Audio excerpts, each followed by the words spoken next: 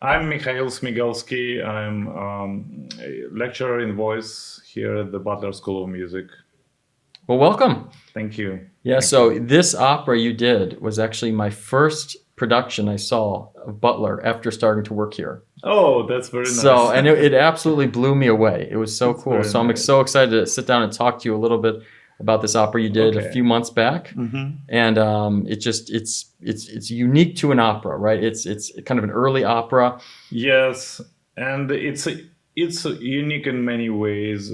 First of all, it's unique because it's an opera of very obscure Ukrainian Russian composer uh, who who is quite popular in Russian-speaking countries or Ukraine, but mostly for his liturgical works, for choral music and the Orthodox sacred music. But his instrumental and operatic works not as well known, mostly because these works were always overshadowed by the works of prominent Russian composers, starting from Glinka. His choral works, though, especially in the church setting, especially in the Russian Orthodox or Ukrainian Orthodox Church, they're very popular. And in fact, if you would go to any relatively big cathedral right now in St. Petersburg or in Moscow or in Kiev, the chances are you will probably hear some of Bortniansky's music there. Some of his works they actually became an integrated part of some Orthodox Church ceremonies, or like, for example, his one of his hymns, which is called "Тебе Бога хвалим," which basically is the Orthodox translation of Te Deum. It became a part of Russian Orthodox wedding ceremony. So it's been sung every time when somebody is getting married. So some people even don't know the name of the composer, but it's kind of like some of his works, they really became a part of the already almost a folk tradition, Orthodox folk tradition. But when it comes to his other compositions that he actually wrote quite a lot. He wrote a lot of instrumental music, incidental music, string quartets, some keyboard music, harpsichord and piano concertos, and operas. They are known mostly by music historians, and they are not performed as often, unfortunately. Yeah, I mean, I'd never even heard of it, right? I mean, how rare is this for this to be performed? Let's just say in the United States, for this opera to be performed. As far as I know, there was no no performances of this opera. So what we did was an American premiere. At least I couldn't find any reference to performance of this opera in the United States. And I know that this opera was, I mean, as all of his operas, it fell into obscurity. Then it was discovered some in 1980s, early 1980s or late 1970s. There was in Soviet Union back then, there was kind of a rise of interest to music of the pre-Glinka era, which he belonged to, and he was one of the most prominent composers of early 19th century and late 18th century in Russia. And when that happened, some of his manuscripts were discovered and published eventually, including this opera was published. It was translated to Russian, though, because originally it was written in French. It was translated to Russian and it was published. The full score was published I believe, at the end of 1970s. And then it was presented in Moscow. I don't remember if it was staged or it was presented in a concert setting like we did, but it was presented sometime in the early 80s. And then later, after the dissolution of Soviet Union, in the 90s,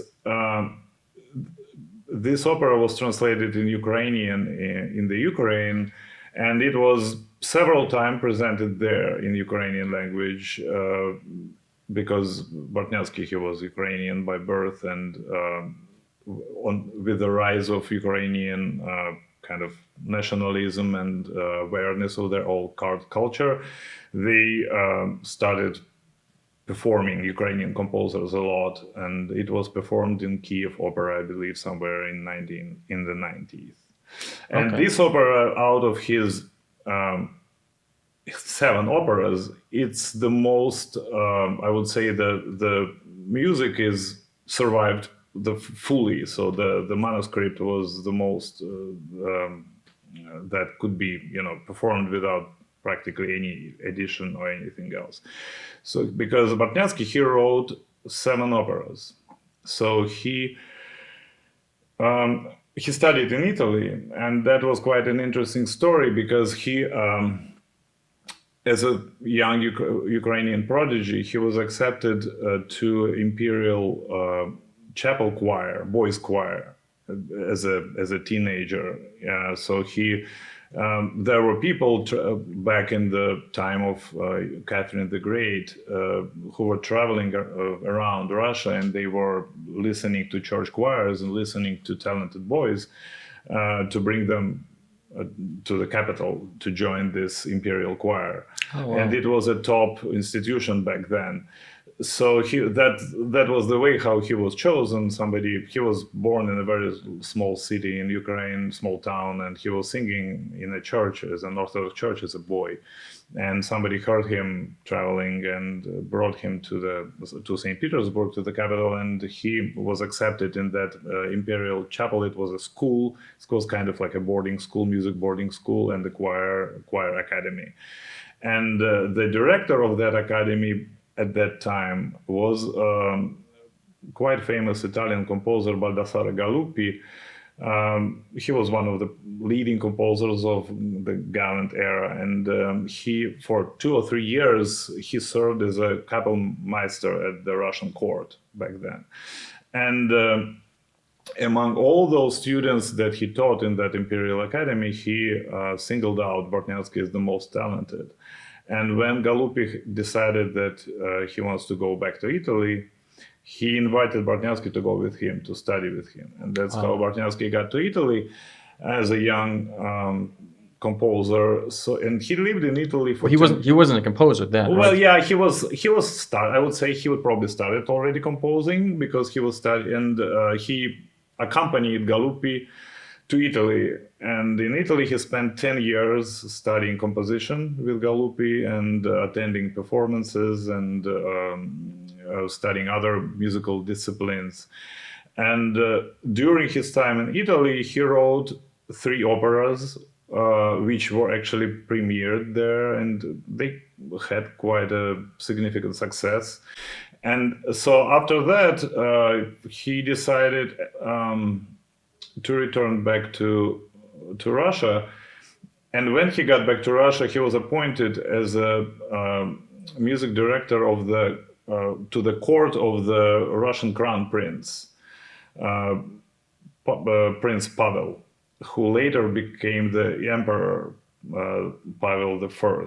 And when the Pavel became the emperor, he appointed Bortniansky as the Kapellmeister, the music director of the whole imperial court. And this is in Russia or Ukraine? It was in Russia. Okay, yeah. And when he was in Russia, still in the when the Pavel was still a crown prince, he worked for his court. He started writing French operas, French opera comiques, and Le Falcon was one of those operas because all the aristocracy in Russia spoke French at the time. So these started his French opera period. And why did they speak French? Well, mostly because it was just a way how the noble aristocracy was raised. Russian was considered English of peasants. Okay. And that basically lasted till almost the end of the 19th century. Wow. So, if you would, like for example, The War and Peace by Tolstoy, which was written already in the second half of the 19th century, there are half of the book is written actually in French. Oh, I had no And idea. yeah, and it was never translated back then because the aristocracy would read French just as well as and Tolstoy spoke French fluently. So the first big writer, basically the first big poet who started writing in Russian was Pushkin. That's why he is considered a kind of an inventor of the Russian literature. Oh, wow. So, and you said that like this is one of the operas that is actually kind of intact. So were the others not intact because they got lost, or because he just wouldn't write the whole thing, or like why is that? First of all, this is the only one opera that was published. Okay. Officially, the full score. As far as I know, there another opera that was published in one of his Italian operas, which is called Alcide. Is also published in Europe, I didn't see the manuscripts, but from what I read, I assume that some of the manuscripts they are not complete of those operas. And I mean, I guess usually in this case there would be some composer who would edit or like write like fill in the missing parts, but nobody was interested enough in doing that, unfortunately. But the Falcon is the one that is complete, and it's a typical French opera comique in terms of that it has spoken dialogues originally, so it's musical numbers that alternate with spoken dialogues. We didn't do spoken dialogues just because we didn't have enough time, unfortunately, to practice that, especially in French. And of course, without staging, it probably wouldn't be that interesting anyway. So we focused to do only musical numbers with a few cuts just to save the time. And I really think that it's a very interesting music because it's quite original. Of course, you can hear a lot of influences, of Mozart and other prominent composers of that time. But it also is interesting that it doesn't have at all any Russian or Ukrainian nationalistic traits in it. If you would listen to it, you would never think that it's something written by a Slavic composer. Because back then, the whole art in Russian Empire was aristocratic art. It was purely Western. So everything Russian was considered to be, again, for peasants.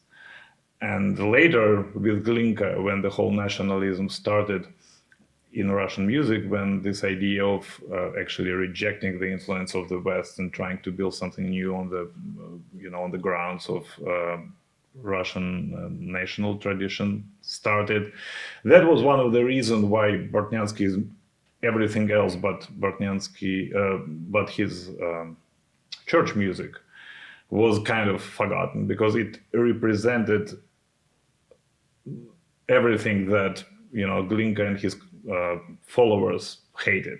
Basically, Yeah. it was the and they even created a kind of derogatory term for it. It's called in Russian it's called Italianщина, which means something Italian in a very disrespectful manner. Like this music is not it's not our music. Yeah. But nonetheless, to me, it's very interesting, and I think they're very. So how'd you stumble upon it? Like how'd you first? Well, my idea was, since the war in the Ukraine started, and I mean even before that, since the occupation of Crimea, I always myself supported freedom of Ukraine and their choice of being an independent country.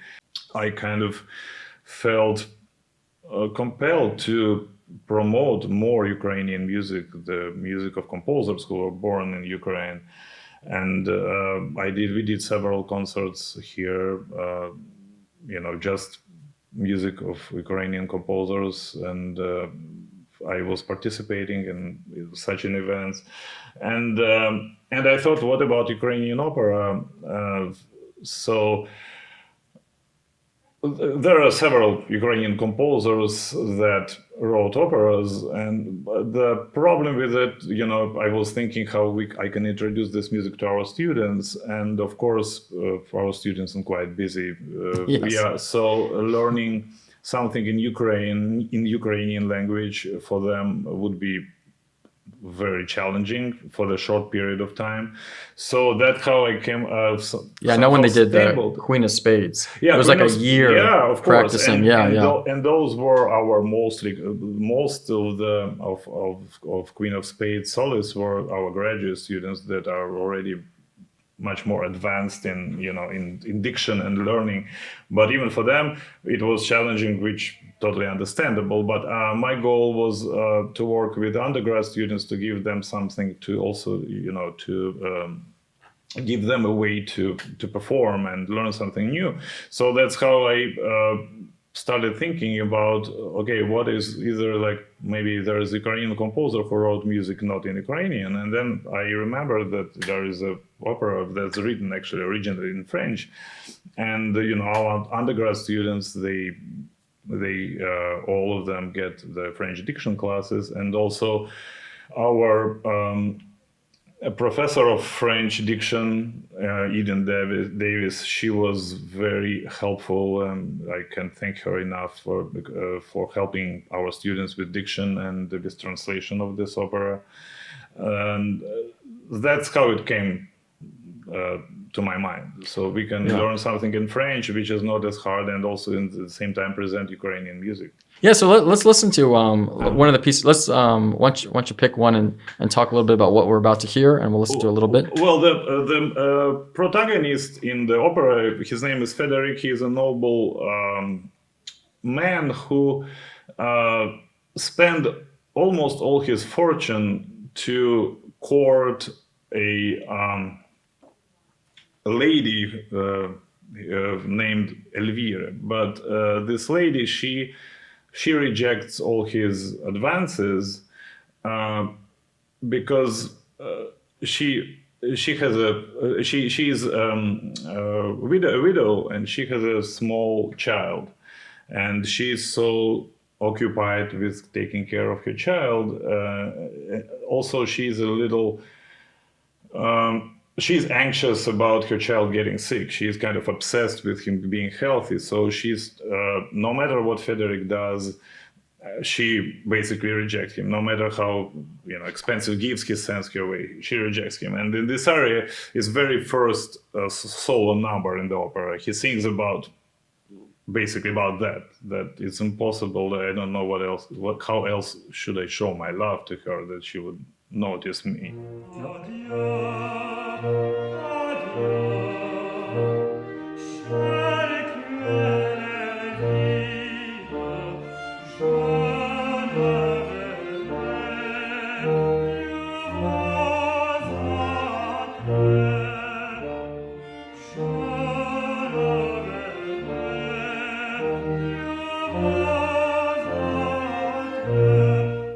Awesome. And who is that singing?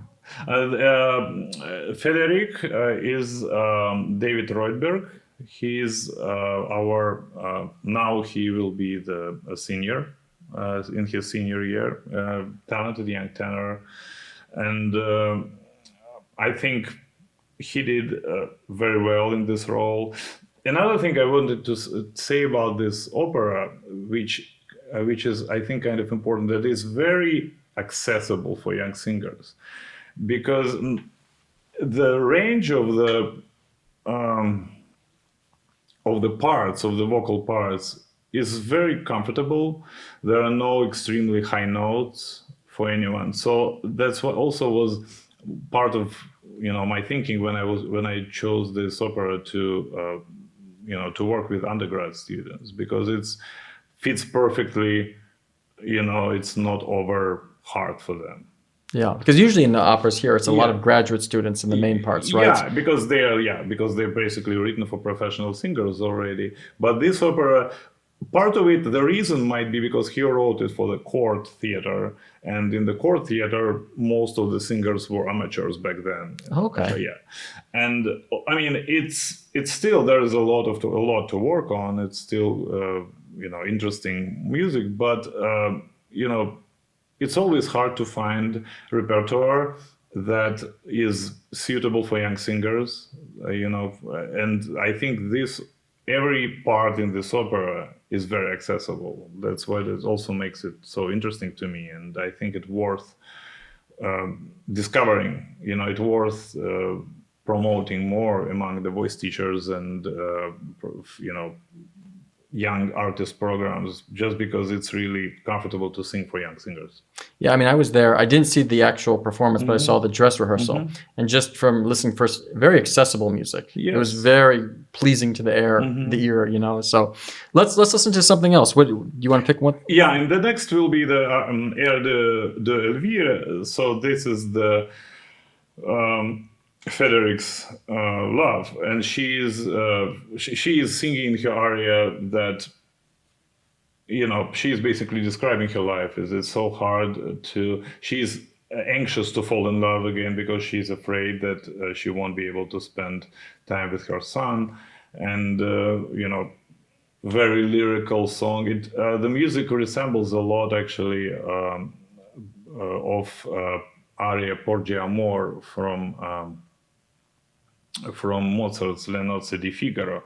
They're really, you can hear that influence there. Well, he would have been highly influenced by Mozart, right? I mean, in Italy. At that time, everyone was. Yeah. Still everyone is. Yeah, still everyone is. Yeah. All right, well, let's take a listen.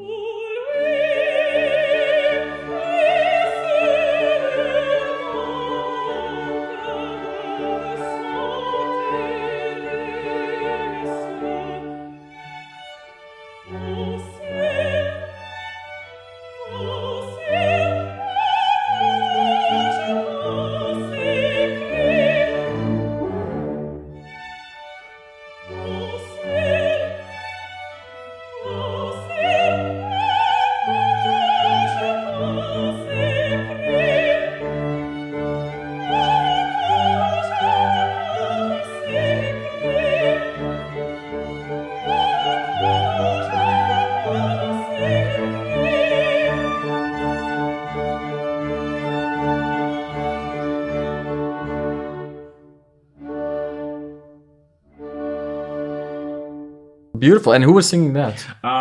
This is Rachel Fagerberg. She graduated this year, so she went on to continue her studies to University of Southern California, and she's also she actually did one of the roles in Queen of Spades. She's very talented singer, and we all wish her all the best in her next step of her career. No, I remember hearing her live. She was quite impressive. So she's doing a master's degree now? Yeah, in USC? Yeah, in USC. Okay, awesome. Well, let's listen to the next one. Yeah, and this is the one of the few ensembles, and this is quite a funny situation. Basically, what happens there, the Elvira's maid, her name is Marina. She wants Elvira to kind of get out of the house and start dating, and she actually thinks that Frédéric will be for her. Frédéric would be great match for Elvira, and she's seeing how Elvira is, obsessed with her son and with the health of her son, and she secretly believes that there's nothing wrong with her son and nothing can be wrong, and that what really would make Elvira happy is to start a relationship with Frederick. So before that, the kid, the baby, he had some kind of running nose or something minor, but Elvira, she made a great deal out of it. She made a great deal, and she called 2 doctors immediately to check what's wrong with her son. But it's the first child. Yeah, we all do that as the first child. Yes, yeah, exactly. But the second one, it's like, they'll be fine. So Marina, the maid, she believes that, first of all, she believes that there's nothing wrong with the child, but she also believes that all the doctors are frauds, and they just charge money for doing nothing. So when she goes to meet those 2 doctors, she pretends that she is sick herself. She starts coughing, and 2 doctors, they trying to, and she asks them for help. I'm dying. I'm going to have such a bad cough and such a bad headache. And they're starting arguing between each other whether she needs this medicine or that medicine or this medicine or that. So it's quite a comic moment. And eventually she reveals to them that she is not sick at all. She was just pretending, and kind of to prove her point that they don't know what they're talking about. So that's that ensemble. All right, let's take a listen.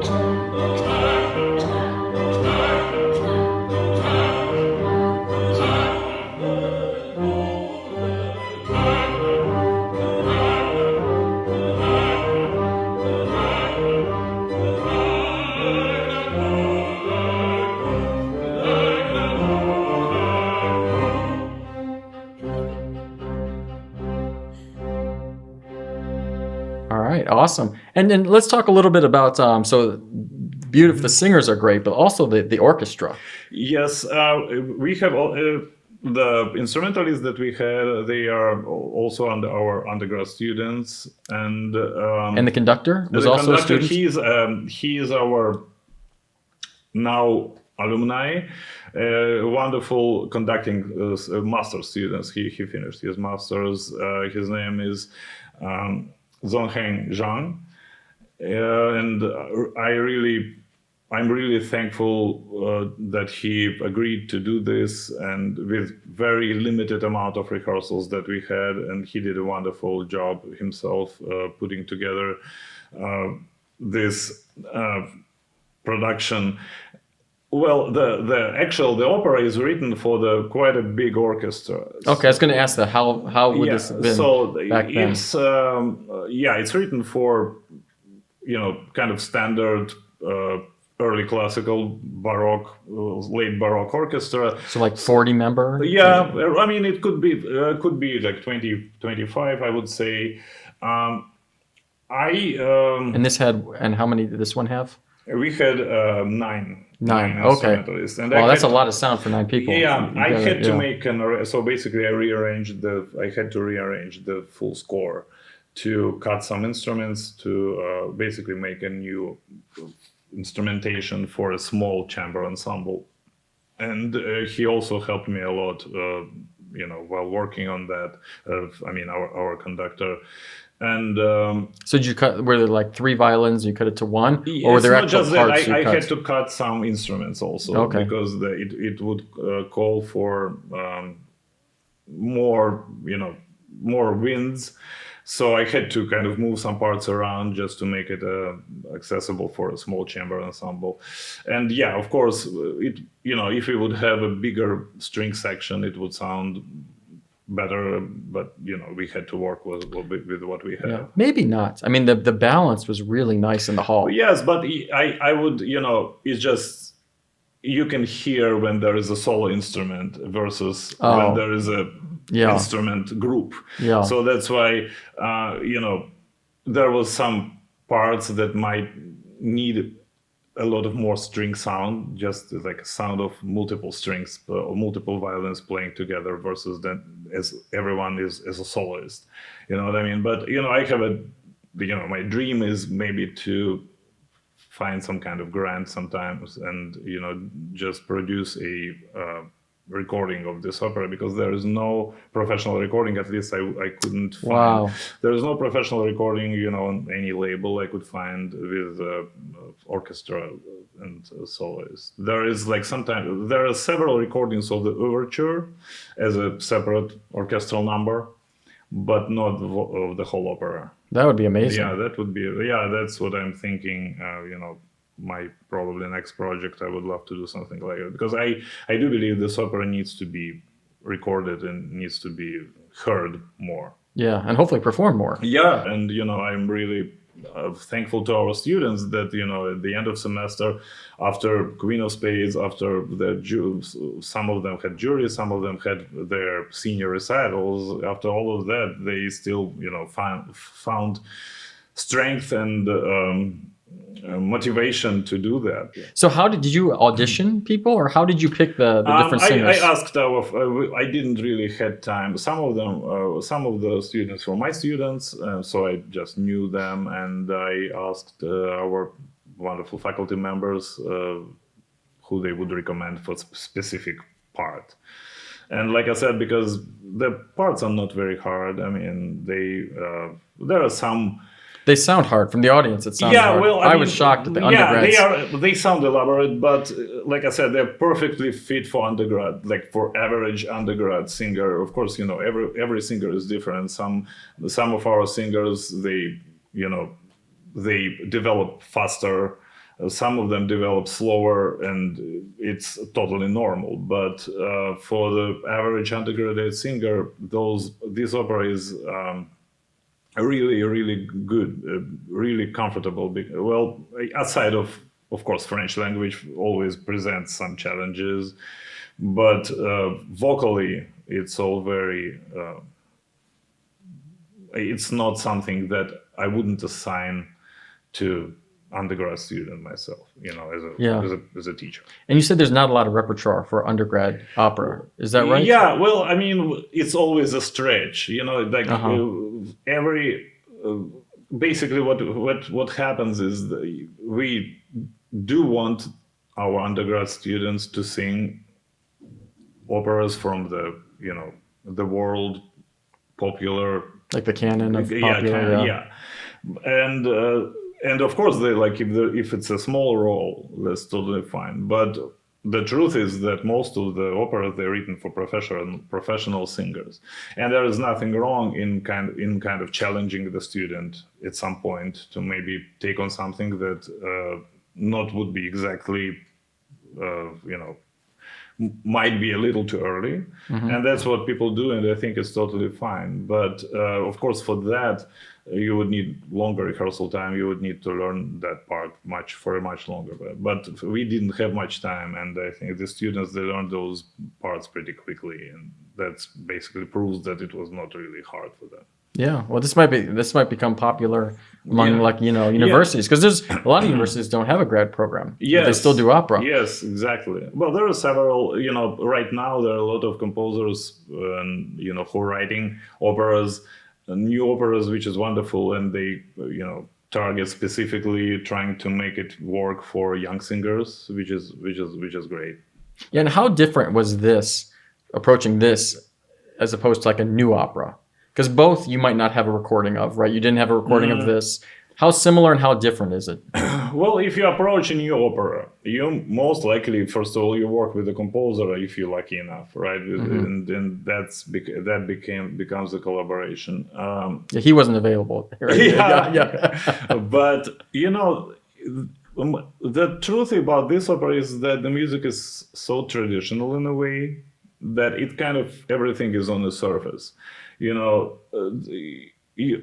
would approach it as any early classical music, because it's all written within the certain canon. It's very, it's the form, the da capo arias. It's all there. So and our students, is usually in that music, as usual, the composer calls for a certain improvisation, like sometimes in the da capo section, to embellishments, and our students were very actually excited to do that too. So it kind of involved their own creativity, not just to repeat the first part at the end, but make it a little more interesting, which is traditional way to do with Baroque and early classical music. And how much did you trust the students, and how much did you kind of intervene? We worked in those, together, and I was, they, again, because most of them, they're already either junior or senior year, so they have some experience singing that kind of music, and they also worked with their professors on those areas, and of course, what they came up with was great. Mm-hmm. Yeah. Great. So let's listen to the next one. Tell us about what we're about to hear. Yeah, the Air de Jeannette is Jeannette. She so what happens in the opera after Frederick basically loses almost all his money. He gave. And she's still saying no. Yeah, he gives up. Yeah, he gives up, and he goes to his country house with his servant, and in his country house, his favorite thing to do is to hunt with his favorite falcon. That's why the opera called Le Faucon. The falcon. This would be like hunting with like a shotgun or like a bow and arrow? Like falcon. The old way of hunting. The falcon would find the prey. Yeah, it's a live falcon, and you would.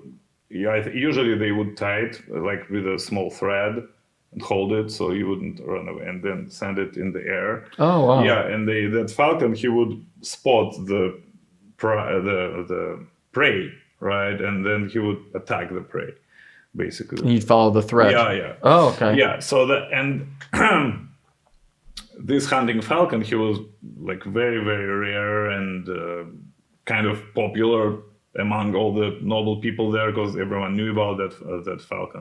So he went to this countryside.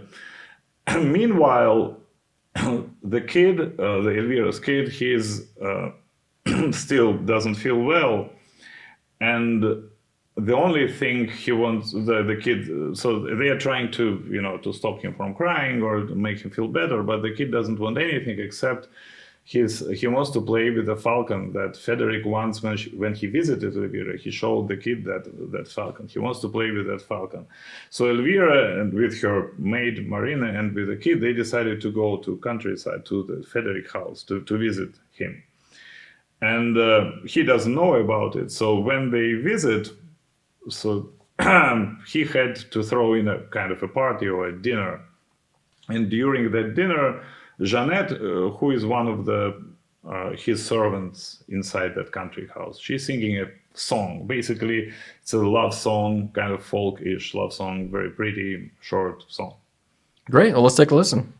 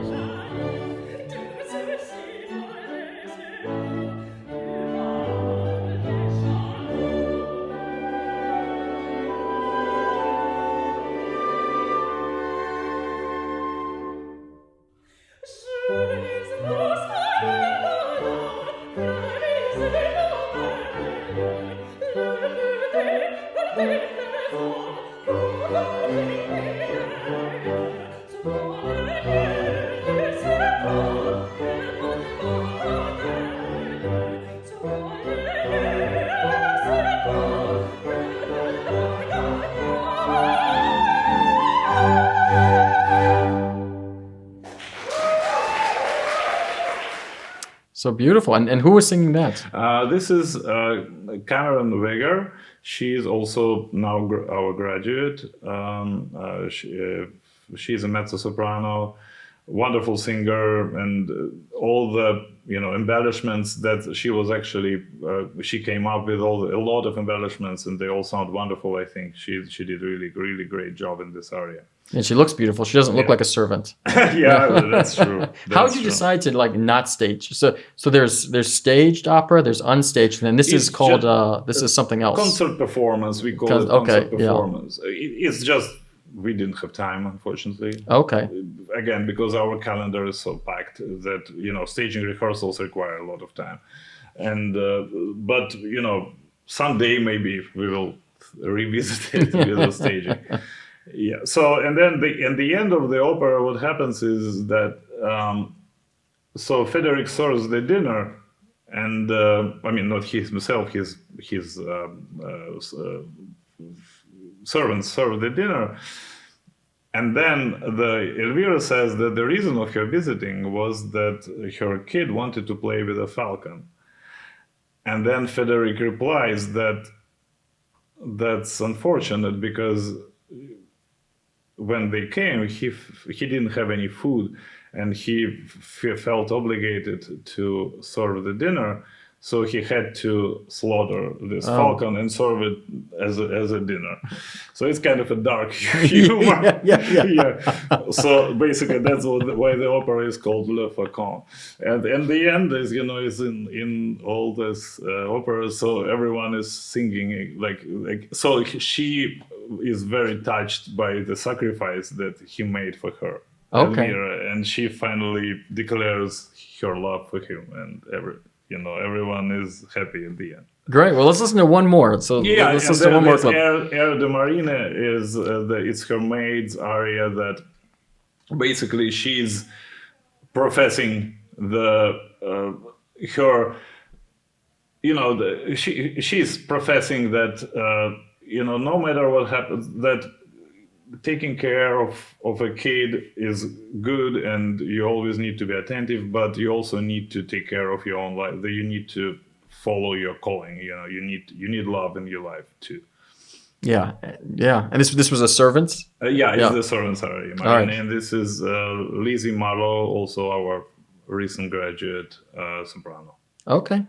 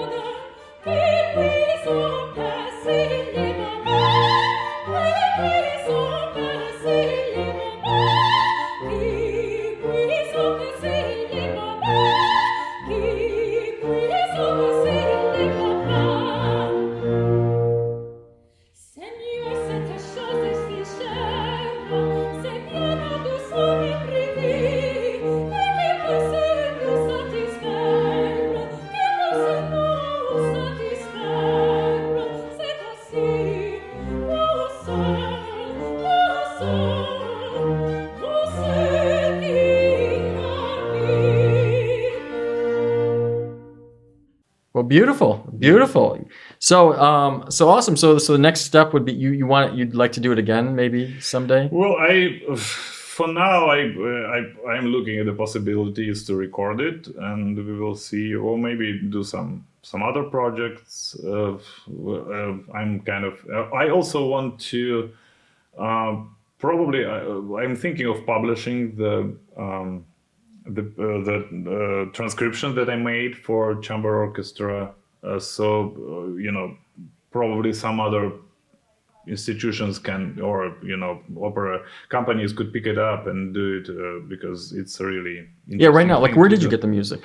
I got the music from the full score. Like I said, it was published in at the end of 1970s in Soviet Union. So I had that score. And so you started with the full orchestra score. Yeah, and I had to myself to narrow it down to things. So that's why I want to publish it, and it's public domain. So it's old music, and maybe kind of do some research. Also, maybe publish an article about that opera, like the history of that opera and performance, like my experience in performing it, the challenges and advantages for young singers to do that. So that's kind of my plan for that. What were the biggest challenges? The biggest challenge was obviously French, because, well, even with the help, I'm really thankful for the help of Miss Davis, but she also said that it's not like, obviously not a modern French, so it's a kind of old-fashioned French. So it's like almost like Shakespearean English. Yeah, in a way. And I mean, we were able to translate everything, but even she said she had sometimes to do a research because there are certain words not used anymore, or like the spelling of those words is different, and. Also the challenges were pure musically. The music is quite repetitive, so the working with singers, in making it more interesting, in making it more live, it was a good challenge. It inspired all of us, to make it more interesting. Did you have to change any of the vocal parts? No, like I said, they're written perfectly. Mm-hmm. I mean, Bortniansky, he knew how to write for voice, because, if he didn't, he wouldn't be such a prominent choral composer. Cool. Well, so if people are interested in this, where can they find out more information? Online, like I said, I'm planning to publish some article about this opera, particularly in Bortniansky. But there are some recordings of excerpts from this opera you can find on Spotify. Some of the arias are recorded just as a part of usually like Baroque or classical music, early classical music collections. The overture is quite popular as an orchestral number, just as some of his other instrumental pieces. But, like I said, if you would Google Bortniansky, or if you would find, put it in Spotify, his name, you will find his choral music, which is beautiful. Okay. Yeah. Would you do any of his other operas? Would this inspire you to do any others? I would. Again, if I can find the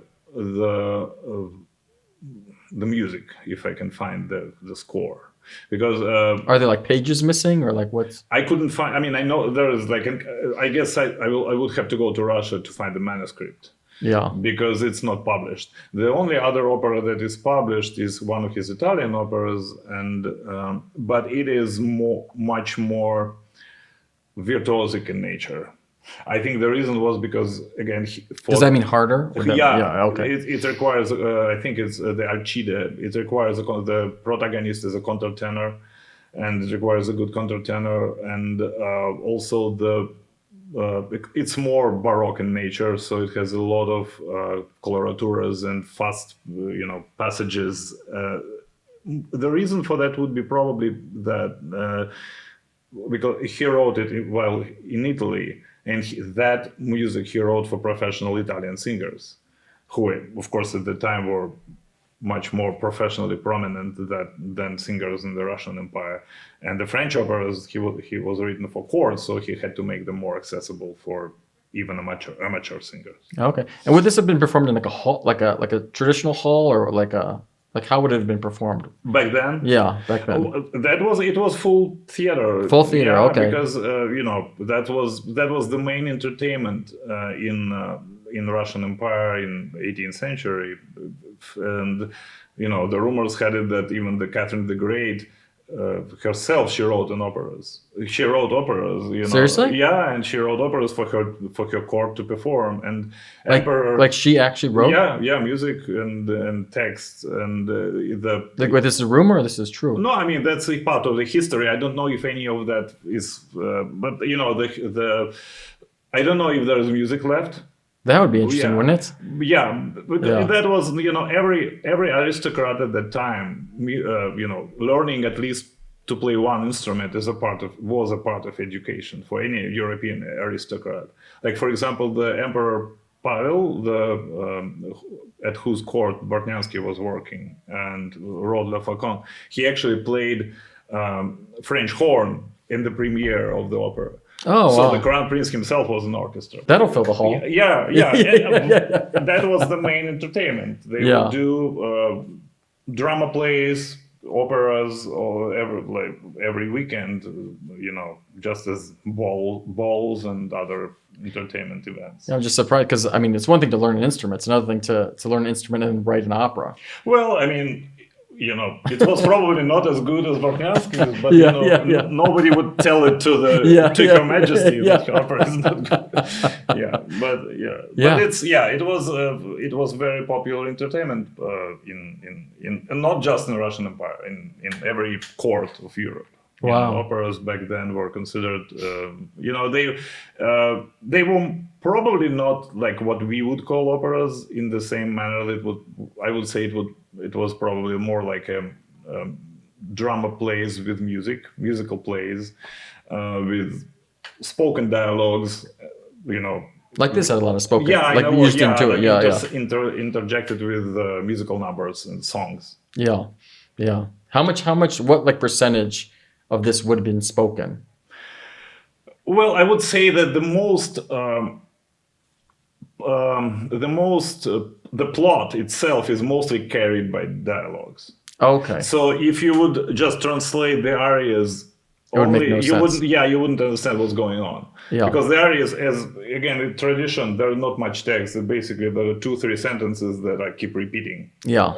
Right. So the majority of the actual what's going on is in the dialogues. Okay. That's the way how it was. I mean, it's not only like French opera comic tradition, that it was the same in the Singspiel in Germany, like Mozart's Magic Flute also had spoken dialogues. Okay. Yeah, there with musical numbers. So it was just a genre that was popular at that time. Okay. Well, wonderful. Well, anything else? No? I think that's it. Thank you so much. Yeah, thank you for coming. This is like, I feel now I want to see it again. So you got to put it on again. So, yeah. I hope someday. Well, thank you so much. Thank you. Yeah. Thank you. Have a good one. Thank you. All right.